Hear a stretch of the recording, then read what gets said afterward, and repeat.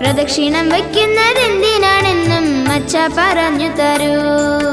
ദേവിയിരിക്കുന്ന ക്ഷേത്രത്തിലൊക്കെ 4 പ്രദക്ഷിണങ്ങൾ ഭക്തി പുരസരം വെക്കേണ്ടതാണെന്നു നീ അറിഞ്ഞിടേണം.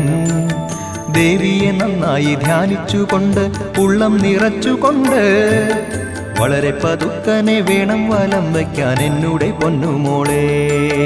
പ്രദക്ഷിണം ചെയ്യുന്നതെന്തിനാണെന്ന് അച്ഛൻ പറഞ്ഞില്ല. 4 പ്രദക്ഷിണം ഒന്നിച്ചു വേണോ എന്നും പറഞ്ഞില്ല. കാലത്തു ചെയ്യും പ്രദക്ഷിണത്താലേ രോഗങ്ങൾ മാറിയിടും. ഉച്ചനേരത്തു വലം വച്ചിടുമ്പോൾ ആശിച്ചതൊക്കെ നേടും. വൈകിട്ടു ചെയ്യും പ്രദക്ഷിണത്താൽ പാപങ്ങൾ നീങ്ങിയിടും.